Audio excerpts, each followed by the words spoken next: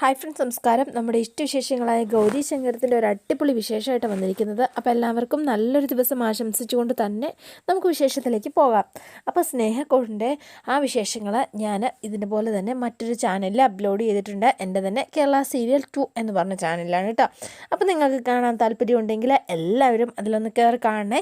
ഇഷ്ടപ്പെട്ടുവെങ്കിൽ ലൈക്ക് ചെയ്യണം, ഷെയർ ചെയ്യണം. അപ്പോൾ എല്ലാ ദിവസവും ഒരു 10 മണിയൊക്കെ ആകുമ്പോഴായിരിക്കും ഞാനതിൽ അപ്ലോഡ് ചെയ്യുന്നത് കേട്ടോ. അപ്പോൾ എല്ലാവരുടെയും എന്താ പറയുക സപ്പോർട്ടൊക്കെ ഞാൻ പ്രതീക്ഷിക്കുന്നു. അപ്പം നേരെ വിശേഷത്തിലേക്ക് തന്നെ പോകാം. അപ്പോൾ നമ്മുടെ പോലീസുകാർ അവിടെ ഫംഗ്ഷൻ നടന്ന സ്ഥലത്തൊക്കെ ഇങ്ങനെ തപ്പിക്കൊണ്ട് നടക്കുകയാണ്. ഈ സമയത്ത് നമ്മുടെ മഹാദേവനും അതുപോലെ തന്നെ നമ്മുടെ ശിങ്കിടി വക്കീലും ഉണ്ടല്ലോ. അപ്പോൾ രണ്ടുപേരും ഇങ്ങനെ നിൽക്കുകയാണ്. നോക്കിയിട്ട് മഹാദേവൻ സാറിൻ്റെ മുഖത്ത് നല്ല ടെൻഷൻ ഫീൽ ചെയ്യുന്നുണ്ട് കേട്ടോ. അതെ, അത് ഭയങ്കരമായിട്ട് അപകടം ചെയ്യൂട്ടോ, മുഖം മാറ്റ് എന്ന് പറഞ്ഞപ്പം വേഗം ചിരിക്കുകയാണ്. അപ്പോൾ പോലീസുകാർ ഇങ്ങനെ ശ്രദ്ധിക്കുന്നുണ്ട് കേട്ടോ. എന്തെങ്കിലും കിട്ടി കാണുമോടോ എന്ന് ചോദിച്ചു. അവസാനം ഇങ്ങനെ വന്നിട്ട്, അതെ സാറിൻ്റെ മുഖത്തെന്താ ഒരു പേടി പോലെ എന്ന് ചോദിച്ചു. എനിക്കോ പേടിയും കൂടിയൊന്നും അല്ലടോ, വേദന മനോവേദനയാടോ. എന്തൊക്കെ മരുമോളെന്ന് വെച്ചാലേ മഹാദേവൻ സാറിന് സ്വന്തം മോളെ പോലെയായിരുന്നു, അതാ ഇത്ര മനോവേദന എന്നുടനെ നമ്മുടെ വക്കീല് പോലീസുകാരനിങ്ങനെ നോക്കുക. എൻ്റെ മോൾ എവിടെയാണെന്നറിയില്ല, ആരവളെ തട്ടിക്കൊണ്ട് പോയെന്നും അറിയില്ല, ഏത് അവസ്ഥയിലാണെന്നറിയില്ല. ആ ദുഷ്ടന്മാരുണ്ടല്ലോ, എൻ്റെ മോള് ഒരു കുഞ്ഞിനെ ഉപദ്രവിക്കാൻ പോലും അതുപോലും എനിക്കറിഞ്ഞുകൂടാ. എന്ത് ചെയ്യണമെന്നും എനിക്കറിയില്ല. അപ്പോൾ ഇയാളിങ്ങനെ നോക്കി നിൽക്കുമ്പോൾ ഇയാളിങ്ങനെ സെർച്ച് ചെയ്തുകൊണ്ടിരിക്കുകയാണ് ഓരോ സ്ഥലത്തും. അപ്പോഴാണ് ഇങ്ങനെ ഒരു കാർപ്പറ്റിൻ്റെ അടിയിൽ എന്തോ ഒരു സാധനം കിടക്കുന്നത് കാണുന്നത്. എന്താ എന്നിങ്ങനെ ചോദിച്ചു കേട്ടോ. അപ്പോൾ പോലീസുകാരൻ ചെന്നു ആ കാർപ്പറ്റ് ഇങ്ങനെ പൊക്കി നോക്കുമ്പോൾ ഒരു ഫോണാണ് കിട്ടിയത് കേട്ടോ. അപ്പോൾ ഇദ്ദേഹം ഈ ഫോൺ എടുത്തുകൊണ്ട് വന്നിട്ട്, ഇതാരുടെ ഫോണാ, നിങ്ങളുടെ ആരുടെയെങ്കിലും ഫോണാണോ എന്ന് ചോദിച്ചോ. അല്ല, ഇതാരുടെ ഫോണാണെന്ന് അറിയില്ല എന്ന് പറഞ്ഞു. ഇവിടുന്ന് വേറെ ഏതെങ്കിലും ഗസ്റ്റുകളൊക്കെ ഉണ്ടായിരുന്നോ പുറത്തുനിന്ന് ഈ ഫംഗ്ഷന്? ഇല്ല, പുറത്തുനിന്ന് ആരും ഉണ്ടായിരുന്നില്ല. ഇങ്ങനൊരു ഫോൺ ആരുടെയെങ്കിലും കയ്യിൽ കണ്ടതായിട്ട് നിങ്ങൾ ഓർക്കുന്നുണ്ടോ എന്ന് ചോദിച്ചു. ഇല്ല, ഓർക്കുന്നില്ല. സാറേ, ഇപ്പം കയ്യിലല്ലല്ലോ, പോക്കറ്റിലല്ലേ ഫോൺ വയ്ക്കുന്നത്, പിന്നെ എങ്ങനെ കാണാനാ? മഹാദേവ സാറിന് ഒരു ടെൻഷനും വേണ്ട, സാറിൻ്റെ മകളെ ഞങ്ങൾ എത്രയും വേഗം ഇവിടെ എത്തിച്ചിരിക്കും എന്ന് പറഞ്ഞ് പോലീസുകാർ തെളിവെടുപ്പൊക്കെ കഴിഞ്ഞ് അവരങ്ങ് പോവാണ് കേട്ടോ. അപ്പോൾ മഹാദേവനും വക്കീലും നിന്നിട്ട്, അതെ മഹാദേവ നമ്മുടെ തമ്പിയാണ് എൻ്റെ കയ്യിൽ ഇങ്ങനൊരു ഫോൺ കണ്ടിട്ടുണ്ടോ എന്ന് എനിക്ക് ചെറിയൊരു ഡൗട്ടുണ്ട് കേട്ടോ. അയ്യോ, എന്ത് ഡൗട്ടാടോ? ജസ്റ്റ് എൻ്റെ സംശയാട്ടോ, ഉറപ്പാട്ടോ? എടോ കൊഴുത്തുരുമ്പ് വക്കീലേ, താൻ എന്താണോ പറയണത്? തമ്പിയുടെ ഫോണാണെങ്കിലേ തനിക്ക് പണി കിട്ടും, ഉറപ്പ്. അപ്പോൾ വക്കീൽ തലയാട്ടിയിട്ട്, അയ്യോ എനിക്കെങ്ങനെയാ പണി കിട്ടുന്നത്? എടോ മണ്ടൻ വക്കീലേ, അതെ കോൾ എടുത്തത് പരിശോധിക്കുമ്പോഴേ തമ്പിയെ ഇങ്ങോട്ടേക്ക് വിളിച്ചതും താൻ അങ്ങോട്ടേക്ക് വിളിച്ചതും ഒക്കെ എന്ന് മനസ്സിലാവൂലേടോ എന്ന് ചോദിച്ചോ. തനിക്ക് പണി കിട്ടാനേ അത്രയും പോരേടോ വക്കീലേ എന്ന് ചോദിച്ചു. എൻ്റെ പൊന്നു മഹാദേവൻ അതെ എനിക്ക് മാത്രമായിട്ടേ അങ്ങനെ ഒരു കാരണവശാലും പണി കിട്ടൂല കേട്ടോ, അതോർക്കണ്ട. എനിക്ക് പണി കിട്ടിയാൽ അതിൻ്റെ ഡബിളായിട്ട് അത് മഹാദേവൻ സാറിനോട് കിട്ടിയിട്ടുള്ള പണിയാട്ടോ, അത് മറന്നു പോണ്ടാട്ടോ എന്ന് പറഞ്ഞു. എനിക്കോ എന്ന് ചോദിച്ചു. സാറിന് കൂടെ ചേർത്ത് തന്നെ. പിന്നെ നമ്മൾ കാണുന്നത് ശ്യാംസാറിൻ്റെ വീട്ടിലാണ്. അപ്പം മുത്തശ്ശിയും ആരതി ഇങ്ങനെ ഇരിക്കുകയാണ്. അപ്പം മുത്തശ്ശി ആരതിയോട് ചോദിക്കുകയാണ്, നീ മോളെ നിനക്ക് പഠിക്കാനൊന്നും ഇല്ലേ, നീ പഠിക്കുക എന്ന് പറഞ്ഞു. അപ്പോൾ വേഗം തന്നെ, എനിക്ക് പഠിക്കാൻ തോന്നണില്ല മുത്തശ്ശി. മോളെ ആദർശിൻ്റെ കാര്യം ഓർത്ത് മോള് പഠിത്തത്തിൽ ഉഴപ്പരുത് എന്ന് മുത്തശ്ശി ഇങ്ങനെ പറഞ്ഞപ്പോഴേക്കും നന്ദിനി അമ്മ മരുന്നും കൊണ്ടുവരികയാണ്. ഈ മരുന്ന് കഴിക്കുക എന്ന് പറഞ്ഞ് മുത്തശ്ശിക്ക് കൊണ്ടോ കൊടുത്തു. ഈ സമയം ഇവരിങ്ങനെ TV ഓണാക്കിയിട്ടുണ്ട് കേട്ടോ. വേണി എവിടെ പോയതാ അമ്മേ? അമ്മയോട് വല്ലതും പറഞ്ഞിരുന്നോ എന്ന് ചോദിച്ചു നന്ദിനി അമ്മ. എന്താ അമ്മേ, അവൾ എവിടെ പോയതാ ചോദിച്ച് കേട്ടില്ലേ അമ്മ? വേണി മോള് ആ രഞ്ജുവിനെ കാണാൻ വേണ്ടി പോയിരിക്കുക. നിന്നോട് തൽക്കാലം പറയണ്ടെന്ന് ഞാനാ വേണിമോളോട് പറഞ്ഞത്. അവൾ പോയാൽ നീ സമ്മതിക്കൂലല്ലോ, അതുകൊണ്ടാണ് പറഞ്ഞത് എന്ന് പറഞ്ഞു. എൻ്റെ പൊന്നോ, എന്ത് പണിയാണ് എൻ്റെ പൊന്നമ്മ അമ്മ കാണിച്ചത്. അതെ, അവിടെ ചെന്ന് എന്തെങ്കിലും പ്രശ്നം ഉണ്ടാക്കിയിട്ടുണ്ടെങ്കിൽ ഇനി അത് വലിയൊരു പ്രശ്നമായി മാറില്ലേ? എന്തൊക്കെയാണ് അമ്മ കാണിക്കുന്നത് എന്ന് ചോദിച്ചു. അതെ നന്ദിനി, ഒരു കാര്യം ഞാൻ പറയട്ടെ, വേണി കാരണം ആദർശിന് ഒരു ദോഷം ഉണ്ടാവില്ല. നമ്മുടെ കുഞ്ഞിനെ ചതിച്ചതാ അവളാ.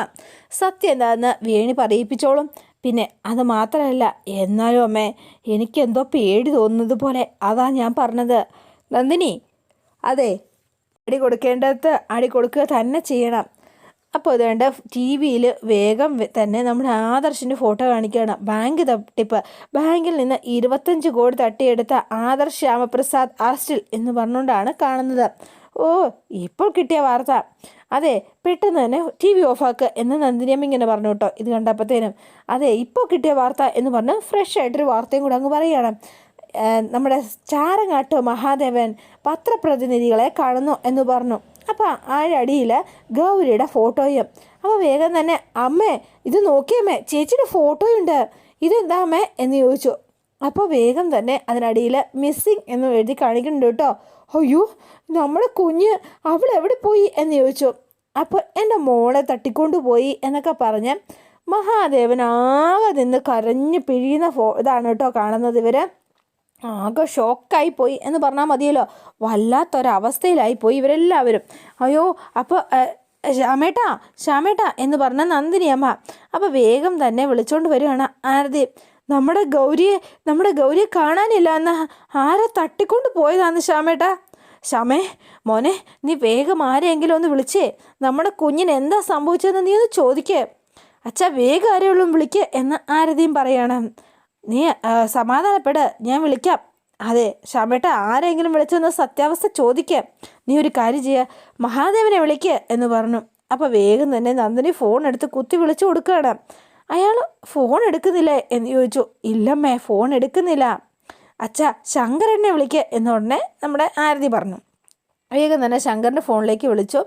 അപ്പോൾ വേഗം തന്നെ പെട്ടെന്ന് തന്നെ ശങ്കർ ഫോൺ എടുത്തു. മോനെ, എൻ്റെ മോൾ എവിടെ? അവൾക്ക് എന്താ സംഭവിച്ചത്? ശ്യാം സാറേ യാതൊരു കാരണവശാലും ഒരു ടെൻഷനും വേണ്ട കേട്ടോ എന്ന് പറഞ്ഞു. നീ എന്താ പറയണത്? നമ്മുടെ ഗൗരിക്ക് ഒരു കുഴപ്പമില്ല. നീ എന്താ മോനെ ഇങ്ങനെയൊക്കെ പറയുന്നത്? അതെ, ഇപ്പോൾ ഇതേ മോളെ കാണില്ല എന്നുള്ള വാർത്ത ഇതേ ടി വി വന്നുകൊണ്ടിരിക്കുക. അപ്പോൾ നീ പറയുന്നു ഗൗരിക്ക് ഒരു കുഴപ്പമില്ല. എന്താ ഇങ്ങനെയൊക്കെ എന്ന് ചോദിച്ചോ. ഇങ്ങനൊരു കാര്യം ഉണ്ടായിട്ട് ഞങ്ങളോട് വിളിച്ചു പറയാനുള്ള മര്യാദയെങ്കിലും നീയും നിൻ്റെ വീട്ടുകാരോ കാണിച്ചില്ലല്ലോ മോനെ. ശ്യാം സാർ വെറുതെ ടെൻഷൻ അടിക്കരുതേ. ഞാൻ എന്തുട്ടാ പറയണതെന്ന് ശ്യാം സാർ ഒന്ന് സമാധാനമായിട്ടൊന്ന് കേൾക്കുമോ? എനിക്കൊന്നും എനിക്ക് കേൾക്കണ്ടെന്നാ. എൻ്റെ മോക്ക് എന്താ സംഭവിച്ചത്? അതാ ഇപ്പോൾ എനിക്കറിയേണ്ടത്. ഗൗരിക്ക് ഒന്നും സംഭവിച്ചിട്ടില്ല. ശ്യാം സാർ വെറുതെ ടെൻഷൻ അടിക്കണ്ട, ഇനിയൊന്നും സംഭവിക്കുകയില്ല. അതെ, ഈ ശങ്കർ മഹാദേവൻ ജീവിച്ചിരിക്കുമ്പോൾ എൻ്റെ ഗൗരിക്ക് എന്തെങ്കിലും ദോഷം ഉണ്ടാവുമെന്ന് ശ്യാം സാറിന് തോന്നുന്നുണ്ടോ? നീ പറയണതൊന്നും എനിക്ക് മനസ്സിലാവുന്നില്ല എൻ്റെ ശങ്കർ. ആരാ എൻ്റെ മോളെ തട്ടിക്കൊണ്ട് പോയിരിക്കുന്നത്? എന്താ അവർക്ക് വേണ്ടത്? ശ്യാം സാറേ, അതൊന്നും ആലോചിച്ച് ശ്യാം സാറിന് ഒരു ടെൻഷനും വേണ്ട കേട്ടോ. ഞാനല്ലേ ഈ പറയണത്. നീ എന്താ ഈ പറയുന്നത്? എൻ്റെ മോളെ എനിക്ക് കാണാൻ പറ്റുന്നില്ല, അവൾ എവിടെയാണെന്നും അറിയില്ല. എന്നിട്ടിപ്പോൾ നീ പറയുന്നു ഒരു ടെൻഷനും വേണ്ട എന്ന്. ശ്യാം സാറേ എന്നെ ഒന്ന് വിശ്വസിക്കട്ടോ. ഗൗരി എവിടെയാണെങ്കിലും ഗൗരിക്ക് ഒരപകടവും കൂടാണ്ട് ഞാൻ തിരികെ കൊണ്ടുവന്നിരിക്കും. അത് മാത്രമല്ല കേട്ടോ, ശ്യാം സാറിൻ്റെ മുന്നിൽ ഞാൻ കൊണ്ട് നിർത്തി തന്നിരിക്കും. എന്താ അതുപോരെ? ഇത് ശങ്കറിൻ്റെ വാക്കാ, ഉറപ്പായിട്ട് പാലിച്ചിരിക്കും. ശങ്കർ മഹാദേവൻ്റെ വാക്ക് എന്ന് പറഞ്ഞ് ശങ്കു ഫോൺ വെച്ചു കേട്ടോ. അപ്പോൾ ഫോൺ വെച്ച് കഴിഞ്ഞപ്പോഴത്തേനും എന്താ പറഞ്ഞത് എന്നിങ്ങനെ ചോദിച്ച് ഇവരിങ്ങനെ അത് പിന്നെ അവൾക്ക് ഒരു കുഴപ്പമില്ലാതെ എൻ്റെ മുന്നിൽ കൊണ്ട് നിർത്തിത്തരാമെന്ന് അവൻ പറയണത്. എങ്ങനെ? എനിക്കൊന്നും മനസ്സിലാവണില്ല നന്ദിനി എന്ന് പറഞ്ഞ് ശ്യാം ആകെ തളർന്നിരിക്കുകയാണ് കേട്ടോ. എന്താ സംഭവിച്ചത് അതൊന്നും അറിയില്ല ആർക്കും. പിന്നെ നമ്മൾ കാണുന്നത് നമ്മുടെ ഗാങ്സ്റ്റർ തമ്പിനെയും വിക്രമനെയൊക്കെയാണ്. ദേണ്ടന എല്ലാം കൂടെ ഒരു മുറിക്കകത്തിട്ട് പൂട്ടിയിട്ടിരിക്കുകയാണ്. അപ്പോഴാണ് ആൾക്ക് ബോധം വരുന്നത് കേട്ടോ. എവിടെയാണെന്ന് ഇങ്ങനെ നോക്കുകയാണ്. അപ്പോൾ വേഗം ചാടി എഴുന്നേറ്റിട്ട് കരയാണ്. അയ്യോ, എന്നെ തട്ടിക്കൊണ്ട് പോയേ, അയ്യോ നാട്ടുകാരെ ഓടി വരണേ എന്ന് പറഞ്ഞ് ഒച്ചത്തിൽ നിലവിളിക്കുകയാണ്. അപ്പോൾ വിക്രമൻ അടുത്തേക്ക് ചെന്നിട്ട് എൻ്റെ പൊന്ന് തമ്മിയണ്ണ, നിങ്ങൾ എന്തുപോയി കാണിക്കണത്? എടാ വിക്രമ, നമ്മളെ ആരോ തട്ടിക്കൊണ്ട് വന്നാടാ എന്ന് പറഞ്ഞു. ആദ്യം നിങ്ങൾ ഈ കണ്ണീരൊന്ന് തുടയ്ക്ക്. അയ്യോ, കണ്ണീരോ? അയ്യോ, ഈ വർത്തമാനത്തിന് മാത്രം ഒരു കുറവില്ല അങ്ങേർക്ക്. എൻ്റെ പൊന്നോ, പട്ടി പോലെ കരയാതെ കിടന്ന് മജയ്ക്കിരി. നിങ്ങളൊരു ഗാങ്സ്റ്റർ അല്ലേ? ആണോ വിക്രമ? പിന്നല്ലാണ്ട് എൻ്റെ പൊന്ന് തമ്പിയണ്ണ, ഗ്യാങ്ങിൻ്റെ കൂടെ വന്നാൽ ഗ്യാങ്സ്റ്റർ, മനസ്സിലായോ? അപ്പം നമ്മളുടെ കൂടെയല്ലേ വന്നിരിക്കുന്നത്. എൻ്റെ പൊന്നടാ, ഒരു പണിയില്ലാത്ത നീയൊക്കെ എൻ്റെ കൂടെ എപ്പോഴും ഉണ്ടല്ലോ. അതുകൊണ്ടാണ് അണ്ണൻ ഗ്യാങ്സ്റ്റർ ആയത്. അല്ലെങ്കിൽ ഇപ്പോൾ കാണായിരുന്നു. അണ്ണൻ മുട്ടൻ ഗ്യാങ്സ്റ്ററാണെന്നറിയാതെ ആരോ ചെയ്ത പണിയാണോ ഇത്? ആയിരിക്കോ? പിന്നല്ലാണ്ട് തമ്പിയണ്ണൻ ആരാണെന്ന് അവർക്ക് അറിയില്ലെന്നേ. അല്ലെങ്കിൽ തീക്കൊള്ളി കൊണ്ട് അവൻ തല ചൊറിയോ? ഇല്ല. എന്നാലും എന്നോട് പറഞ്ഞാൽ പോരാ, അവനോട് പറയണം. എടാ അവൻ ആരാണെന്ന് അറിയണ്ടേ? അല്ലാതെ ഞാൻ ആരോട് പറയാനാ എന്ന് ചോദിച്ചു വീണ്ടും കരയാണ്. ഷേ, എൻ്റെ പൊന്നോ, എന്തോ ഒരു കഷ്ടമാണെന്ന് നോക്ക്. എന്നിട്ട് നെഞ്ചും വിരിച്ചു നിന്ന് അവനെ അങ്ങ് വെല്ലുവിളിക്കാൻ അവനെവിടെടാ എന്ന് ചോദിച്ചു. ഉദാഹരണത്തിന് ദേ ആണെന്ന് നോക്കിക്കേ, ആ മിന്നി കത്തുന്ന ട്യൂബ് കണ്ടോ? അതാണ് അവനെന്നങ്ങ് സങ്കല്പിച്ചോ? അതാണോ അവൻ? ഈ ട്യൂബോ എന്ന് ചോദിച്ചു. എൻ്റെ പൊന്നണ്ണാ, അങ്ങനെയൊന്ന് സങ്കല്പിച്ചിട്ട് അവനെ ഒന്ന് വെല്ലുവിളിക്ക് എന്ന് പറഞ്ഞു. അവസാനം ശരി, എന്നാൽ നമുക്ക് ട്യൂബിനെ പഠിപ്പിക്കാം എന്ന് പറഞ്ഞു. അപ്പോൾ ഗ്യാങ്സ്റ്റർ അങ്ങോട്ട് ചെന്നിട്ട്, അതെ ആരടാ നീ? ഡാ, ഈ ഗ്യാങ്സ്റ്റർ തമ്പി എണ്ണനിട്ട് പറഞ്ഞ ആരാണെങ്കിലും തമ്പി ഞാൻ തിരിച്ച് പണിതിരിക്കൂടാ നിന്നെ ഞാൻ എന്ന് പറഞ്ഞു. ഡാ, ഈ തമ്പി അണ്ണനെ ലോക്ക് ചെയ്തതും മൂർഖം പാമ്പിനെ ഉമ്മ കൊടുക്കുന്നതും ഒരുപോലെയാണ്, മനസ്സിലായോ? അപ്പോൾ ഈ കൂടെ നിൽക്കുന്നവന്മാരെ കൈയൊക്കെ അടിച്ച് പ്രോത്സാഹിപ്പിക്കുന്നുണ്ട്. അപ്പോൾ അവസാനം ഇവൻ്റെ വെല്ലുവിളി സഹിക്കാതെ ലൈറ്റ് അങ്ങ് ഓഫായി. പൂക്കുറ്റി ഇടി കിട്ടി കേട്ടോ, ശരിക്കും ഇടി കിട്ടിയതായി വീണ്ടും കിടക്കുകയാണ് കേട്ടോ. അപ്പോൾ എൻ്റെ അമ്മോ, എനിക്ക് സഹിക്കാൻ വയ്യ. അതെ, എന്താണ് ഇവിടെ സംഭവിച്ചത്? ചെറിയൊരു തൃശ്ശൂർ പൂരം സംഭവിച്ച പോലുണ്ടണ്ണാ. എന്നാലും എൻ്റെ കരച്ചിൽ കണ്ടിട്ട് എപ്പോഴേ ഇറക്കി വിട്ടേണേ. നീയല്ലേടാ വെല്ലുവിളിക്കാൻ പറഞ്ഞത്? എന്നിട്ടിപ്പോൾ എന്തായടാ വിക്രമാ, കണ്ടോടാ നീ എന്ന് ചോദിച്ചു. കഴുത, ആ മിന്നിമിറ്റിക്കെത്തുന്ന ബൾബ്. വിക്രമ, നീ ഒന്ന് അടങ്ങോടെ പ്ലീസ്, ഇടി വാങ്ങിച്ച് തരല്ലേ നീ എന്ന് പറഞ്ഞു. അതെ തമ്പിയണ്ണം റേഞ്ച് അറിയാതെ അവൻ ചെയ്ത ഈ മഹാപരാധം അണ്ണൻ ഒരിക്കലും ക്ഷമിക്കരുതണ്ണ. പിന്നെയും കയറ്റിക്കൊണ്ട് വരും അവൻ ഇടി വാങ്ങിച്ച് തരാനായിട്ട്. ഒന്നുകൂടെ വെല്ലുവിളിച്ച് നോക്കണം, അങ്ങനെ വിട്ടുകൊടുക്കണ്ട. എടാ, ഇരുട്ടടി അടിക്കാതെ ധൈര്യം ഉണ്ടെ മുന്നിൽ വാടാ. അതെ, ലൈറ്റ് ഓഫ് ചെയ്തതിനു മുന്നേ വേഗം പറഞ്ഞോണ. തന്തയ്ക്ക് പറഞ്ഞവനാണേ വാടാ. അതെ, എന്നാലും മടി വരുമ്പോൾ ഓടിക്കോണം എന്ന് പറഞ്ഞു. അപ്പോൾ ഇവന്മാർ വീണ്ടും വെല്ലുവിളിച്ചിങ്ങനെ നിൽക്കുകയാണ്. പിന്നെ നമ്മൾ കാണുന്നത് മഹാദേവനെയും മണിമുത്തശ്ശീനെയും ശങ്കറിനെയും ഗംഗേനെയാണ്. അപ്പോൾ ഇവരിങ്ങനെ നിൽപ്പുണ്ട്. അപ്പോൾ വേഗം തന്നെ മുത്തശ്ശി ഇങ്ങനെ മണികിലുക്കുകയാണ്. അമ്മ എന്താ തേങ്ങ പറയണത്? അമ്മേ, അല്ലെങ്കിൽ തന്നെ മനസ്സിന് സമാധാനം ഇല്ലാണ്ടിരിക്കാം. ഈ സമയത്തെ അമ്മയുടെ ഈ കഥകളി ഭാഷ അതെനിക്ക് മനസ്സിലാവുന്നില്ല കേട്ടോ. അപ്പോൾ ഒന്നുകൂടെ മണികിലുക്കി ഇങ്ങനെ നിൽക്കുകയാണ് കേട്ടോ. എന്തെങ്കിലുമൊക്കെ പറഞ്ഞ് ദേവമാമ ശങ്കുവിനെ ഒന്ന് സമാധാനിപ്പിക്കാനാണ് മുത്തശ്ശി പറയണത്. അപ്പോൾ വേഗം തന്നെ, അതെ, ഞാൻ എന്ത് പറഞ്ഞിട്ടാ എൻ്റെ പൊന്നെ സമാധാനിപ്പിക്കട്ടെ എൻ്റെ ഗംഗമോളെ. അപ്പോൾ ശങ്കുവിൻ്റെ അടുത്തേക്ക് തിരിഞ്ഞിട്ട് മഹാദേവൻ, എടാ കുട്ടിശങ്കര, നീ ഒന്ന് ശ്രമിക്കണ്ട കേട്ടോടാ, നീ സമാധാനിക്ക്. നിൻ്റെ ഗൗരി ഉണ്ടല്ലോ, അവൾ എവിടെയാണെങ്കിലും അവളെ ഈ അച്ഛൻ കണ്ടെത്തി നിൻ്റെ മുന്നിൽ കൊണ്ടുവന്ന് എത്തിച്ച് തന്നിരിക്കൂടാ. എനിക്കൊന്നും മനസ്സിലാവുന്നില്ല അച്ഛ എന്ന് പറഞ്ഞു. എൻ്റെ ഗൗരിയോട് ആർക്കാ ഇത്ര ശത്രുത? പിറന്നാൾ ആഘോഷം വേണ്ടാന്ന് അവൾ 100 പ്രാവശ്യം എന്നോട് പറഞ്ഞതാ. പക്ഷേ എനിക്കായിരുന്നു നിർബന്ധം. എന്നിട്ടിപ്പോൾ എന്താ സംഭവിച്ചത്? അത് മാത്രമല്ല, എടാ നീ ഇങ്ങനെ വിഷമിക്കല്ലേടാ. സാരമില്ലടാ, നീ വിഷമിച്ചാലേ അച്ഛനത് സഹിക്കാൻ പറ്റണില്ല എന്ന് പറഞ്ഞു മഹാദേവനും. എടാ വിഷമിക്കല്ലേടാ എന്ന് പറഞ്ഞു. അതല്ലച്ചാ, ഒരാഘോഷവും വേണ്ടായിരുന്നു. ഗൗരി പറഞ്ഞതുപോലെ വടക്കുന്നാഥൻ്റെ അടുത്ത് അവളെ ജസ്റ്റ് ഒന്ന് കൊണ്ടുപോയാൽ മാത്രം മതിയായിരുന്നു.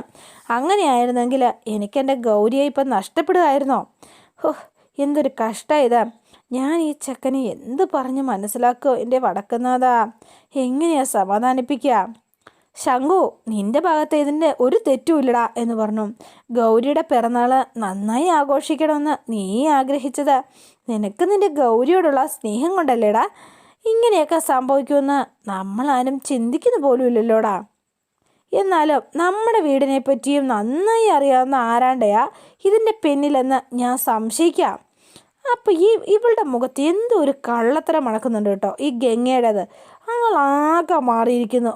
അല്ല, അങ്ങനെയൊക്കെ നിനക്ക് വെറുതെ തോന്നാ ശങ്കു? അല്ലട്ടോ, ഒരിക്കലും അല്ല. ഇതെന്ന് എൻ്റെ തോന്നൽ മാത്രമല്ല എന്ന് പറഞ്ഞു. ഗൗരിയുടെ ബർത്ത്ഡേ ഫംഗ്ഷന് നടക്കുന്നതിന് മുൻപ് അവിടെയുള്ള എല്ലാ CCTV ക്യാമറകളും ആരോ കംപ്ലൈൻ്റ് ആക്കിയിരിക്കുന്നു.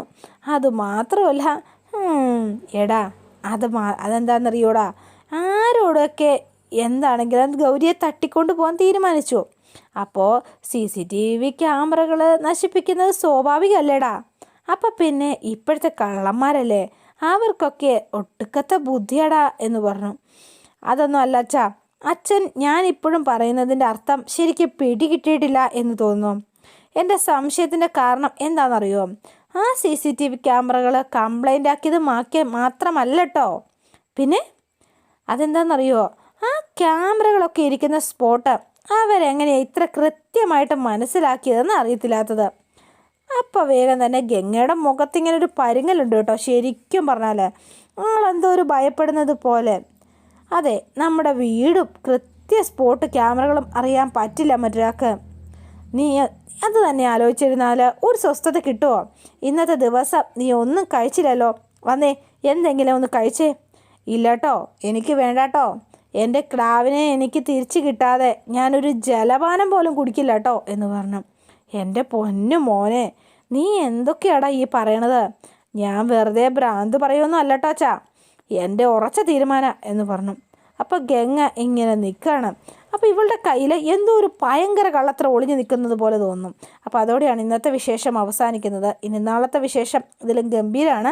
അപ്പോൾ എല്ലാവരും വെയിറ്റ് ചെയ്യുക. ഇഷ്ടപ്പെട്ടുവെങ്കിൽ ലൈക്ക് ചെയ്യുക, ഷെയർ ചെയ്യുക, തൊട്ടടുത്ത് ആ ബെൽ ബട്ടൺ കൂടെ ഒന്ന് ഞെക്കുകയാണെങ്കിൽ ഞാൻ ഇടുമ്പോൾ തന്നെ നോട്ടിഫിക്കേഷൻ ലഭിക്കുന്നതായിരിക്കും. പുതുപുത്തൻ വിശേഷമായിട്ട് എത്താം. Bye and see you again.